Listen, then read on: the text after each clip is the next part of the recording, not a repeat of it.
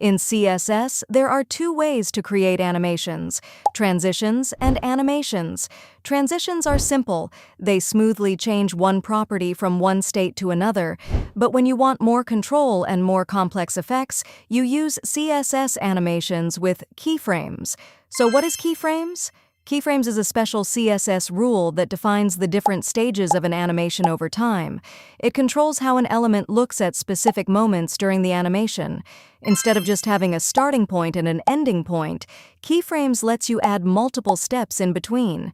This means you can create detailed, multi-step animations with full control. You can control the duration, timing function, delay, iteration count, and direction of the animation. In short, keyframes is the heart of CSS animations. Let's get started. If you really want to become confident in front-end development, not just animations, but HTML, CSS, JavaScript, and real-world projects, structured learning makes a huge difference. That's where Scrimba comes in. Scrimba is an interactive learning platform built especially for developers. It offers clear learning paths like the front-end developer path, back-end developer path, and full-stack developer path. What makes Scrimba different from normal video courses is this: you don't just watch code. You can pause the lesson, click directly inside the code editor, edit it, and run it instantly. You learn by actually doing. Around 35% of their courses are completely free, so you can start without spending anything. If you're serious about becoming a front-end developer, I highly recommend their front-end developer career path. It gives you a step-by-step roadmap from beginner to advanced. Not random tutorials, but structured guidance. If you want to check it out, I've added the link in the description. You can also get 20% off a Scrimba Pro subscription using that link. Alright, now let's jump back to CSS keyframes. First, we know that a transition only works when we trigger an action, like hover. For example, if I hover over a box and use transform, rotate 45 degrees, the box rotates 45 degrees, but it only reacts while I'm hovering. As soon as I remove the hover, it goes back to its original position. Transitions only let you define a start state and an end state. That's it. But what if I want more? What if I want the box to move right, then automatically move down, then move left, and finally return to its original position to create a full circle? That's not possible with transitions. If I want multiple steps and full control over the animation, I needed keyframes. First, to create an animation, remove the hover effect and the transition property. Then write the keyframes rule. To define the stages of the animation, I can use 0%, 25%, 50%, and 75%.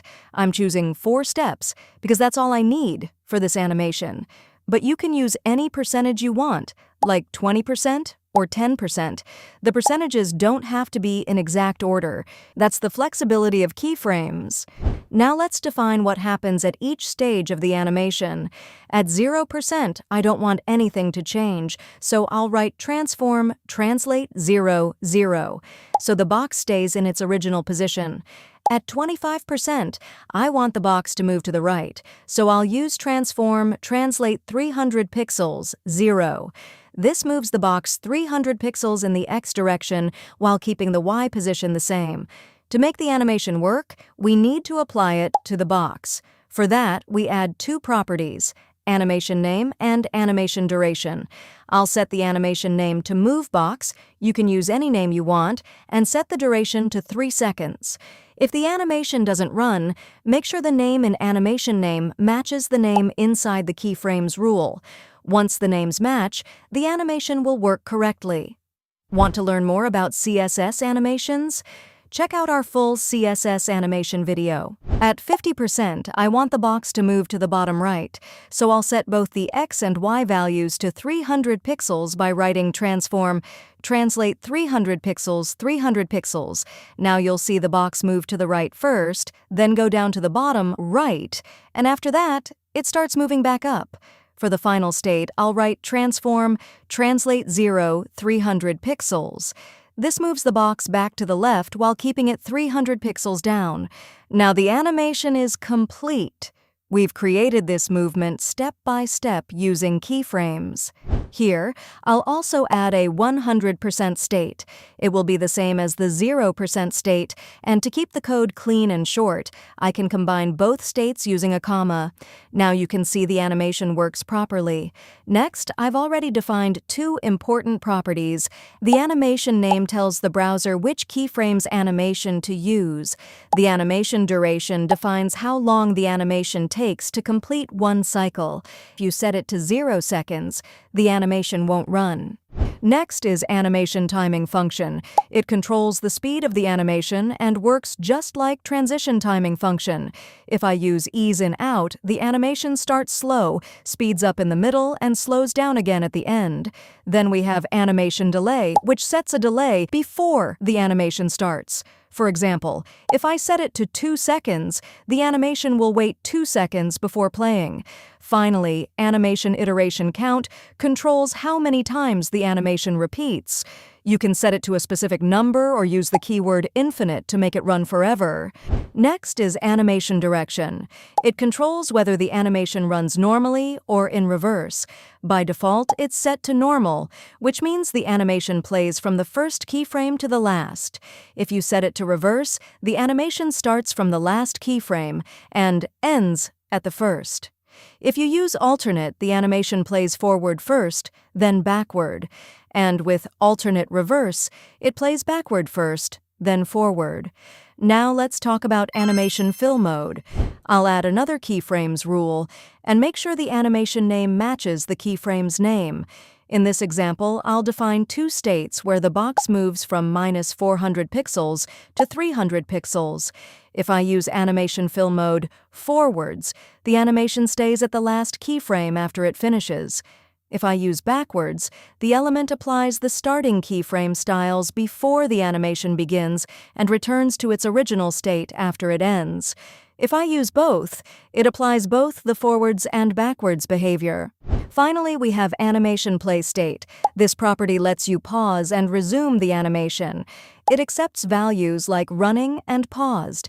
If you want to pause the animation on hover, just add a :hover state and set animation play state paused. All of these animation properties can be used individually, or you can combine them using the shorthand animation property. This allows you to write everything in a single line, keeping your CSS clean and concise. Now I want to animate this box in a circular motion. To do that, I'll create another keyframes rule and name it orbit.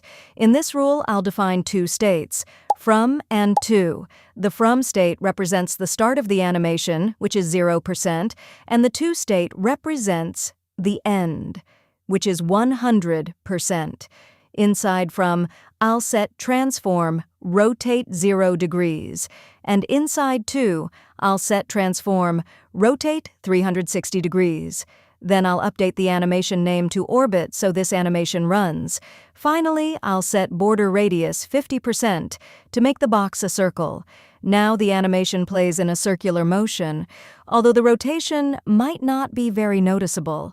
Now I'll remove the animation from the box and apply this keyframes animation to the container instead. I'll also set border radius 50% to make the container a circle.